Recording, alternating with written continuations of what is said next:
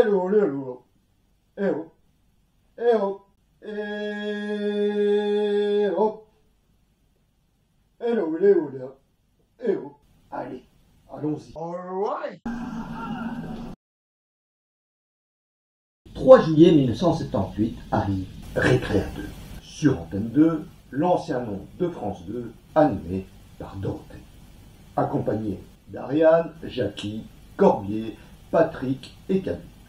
Plus tard, Dorothée et sa bande passent sur TF1 avec le Club Dorothée, accompagné des musclés. Pendant près de 2 décennies, on a pu découvrir l'animation japonaise telle que Goldorak de l'auteur Gon Nagai, Albator créé par Luigi Matsumoto et d'ailleurs qui nous a quittés le 13 février 2023, mais aussi Cobra, un manga de Buichi Terasawa, mort le 8 septembre 2023.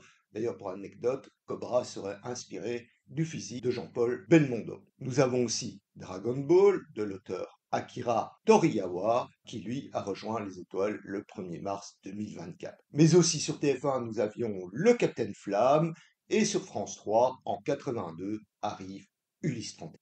Ces dernières années, des BD ressortent de nos dessins animés de notre enfance, tels que Albator, Goldorak, Les Chevaliers du Zodiaque, et ici, fin 2024, le Capitaine Flamme. Il faut savoir que tous ces mangas et dessins animés, la plupart venant de mangas papier ou bande dessinée, mais on n'en avait pas conscience car ce n'est que plus tard que les mangas papier arrivent et se vendent en Europe. Nausicaa de la vallée du vent, sorti en 1984 au Japon et qui sera le premier manga du studio Ghibli qui lui fut créé le 15 juin 1985. Mais Nausicaa de la vallée du vent, lui, ne sortira en Europe qu'en 2006. Mais le premier Ghibli, lui, qui arrive en France sera Porco Rosso en 1995, 3 ans après sa sortie au Japon.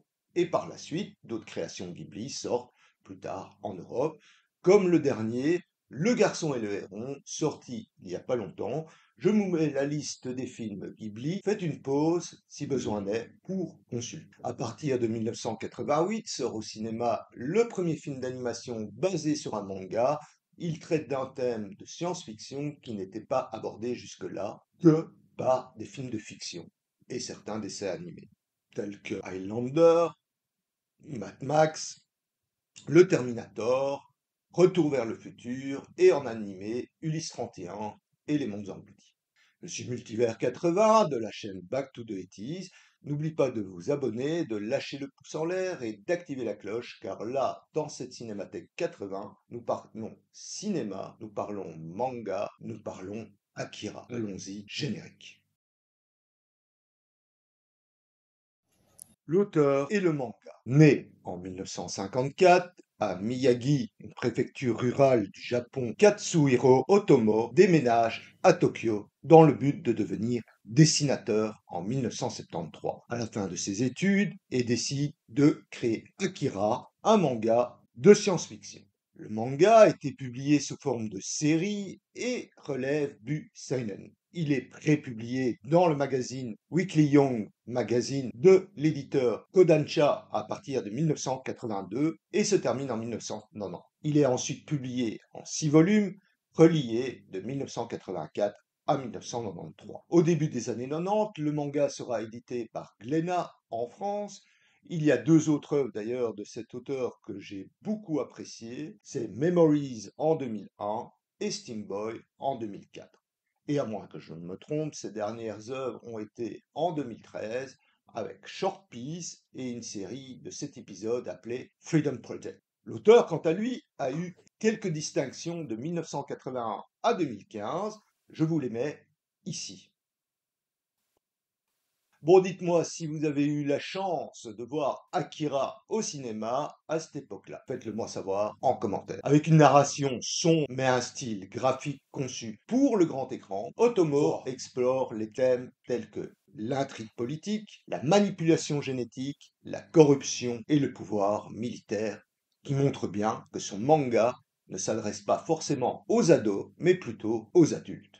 Derrière une atmosphère un peu sombre présente dans Akira se cache une vive critique de la société industriel. Du manga papier au grand écran avec un budget record. Et Otomo, travaillant sur une autre adaptation, accepte finalement de collaborer pour mettre en place le projet Akira au cinéma, à la condition bien sûr d'avoir la main mise sur le projet. Si Otomo reste assez fidèle à ses scénarios originels, la fin n'est pas du tout la même que dans le manga, comme certains détails et personnages. En 1988, alors que le manga bénéficie d'une belle popularité tant au Japon qu'aux États-Unis et ailleurs dans le monde, Akira est transporté à l'écran avec un coût d'1 milliard de yens de production. Il s'agit d'un budget record pour l'époque pour la production d'un animé. Comment expliquer ce coût exorbitant? Au total, pas moins de 150 000 dessins ont été nécessaires pour obtenir une animation fluide par rapport aux autres animés qui se contentent d'une animation limitée et beaucoup moins travaillée.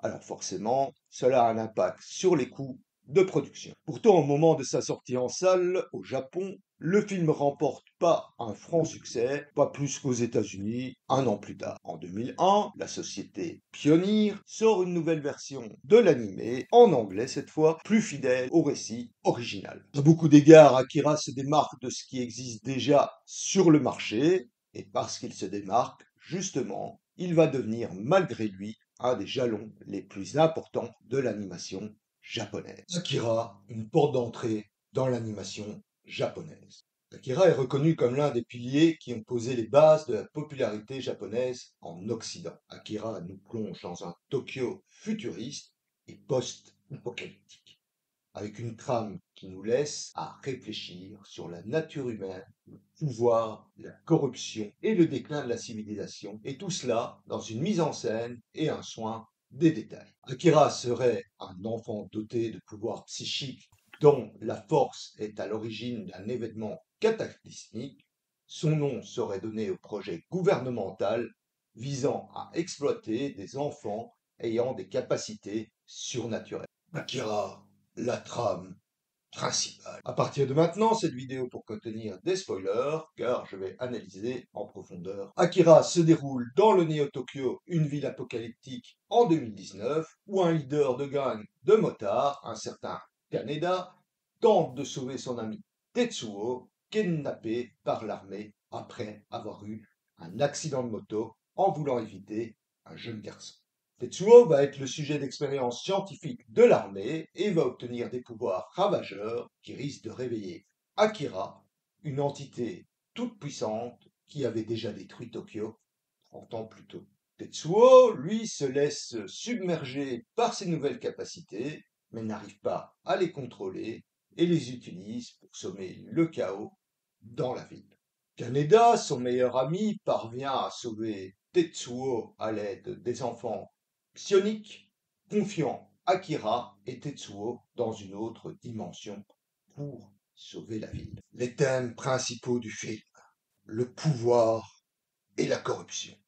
Les pouvoirs psychiques sont tellement forts qu'ils obligent les personnages à rentrer dans une spirale de violence et de corruption, où la loi du plus fort s'impose comme une sorte de mépris de la justice, aggravant la déstabilisation de la société, l'adolescence et la rébellion. Les deux protagonistes, Kaneda et Tetsuo, sont de jeunes adolescents qui sont dans la même bande, mais une certaine rivalité se met en place entre les deux ados.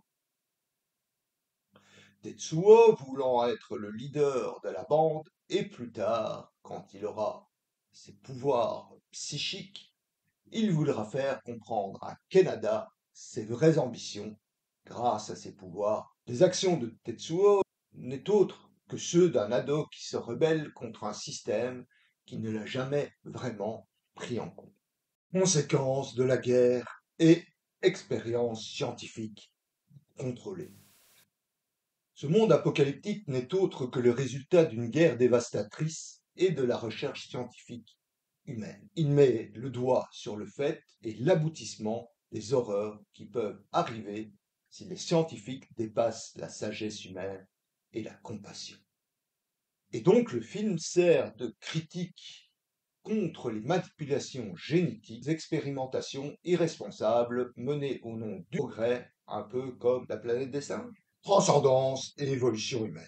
Tetsuo dépasse les limites de l'humain pour accéder à des pouvoirs tellement puissants et ingérables à lui seul qu'il pourrait faire de ce monde un monde en ruine. Retenez le garçon, sa puissance est... D'un autre genre, mais ces pouvoirs me font rappeler un peu les combats dans Dragon Ball Z. Ici, le film explore une partie du pouvoir de l'esprit humain et l'éventuelle évolution qui va au-delà de notre compréhension biologique. Bon, je pense avoir expliqué les points principaux de ce que représente Akira. Éléments techniques d'Akira. Quels sont les points principaux du film qui font de celui-ci qu'il soit fluide? Le graphisme et des scènes dynamiques.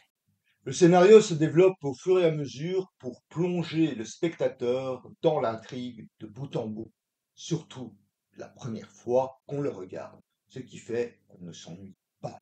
Les plans graphiques, que ce soit la ville, les courses de moto et même la politique, ou tout simplement l'armée, tous ces éléments ont été calculés pour qu'on ne puisse pas lâcher le film des yeux. Le spectateur est pris dans l'action et veut en savoir plus. Le graphisme est adapté à tout moment, que ce soit une couleur de vêtements, la couleur de peau d'un protagoniste, ou même un bâtiment, ou encore ces moments, Tetsuo quitte le centre de recherche, tout est dosé, calculé, ce qui fait qu'Akira, une œuvre extraordinaire et inoubliable. On dirait un artiste peintre qui sait quand jouer entre les couleurs froides, chaudes, des tons sombres et d'éclairage subtil, où placer les ombres quand il le faut, où il le faut, rendant à ce film une ambiance unique. Conception sonore et bande originale. L'ensemble est renforcé par une bande sonore originale de qualité en parfaite combinaison avec le graphisme. Tous les éléments contribuent à rejoindre cette atmosphère du film. Cette musique vous prend au trip lors des poursuites en moto.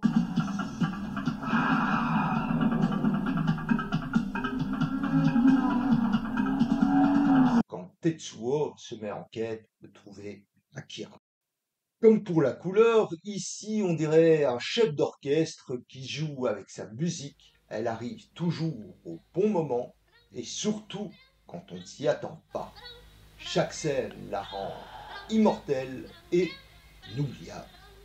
Et donc Akira est une authentique œuvre d'art due à son graphisme et sa bande sonore, mais aussi son histoire.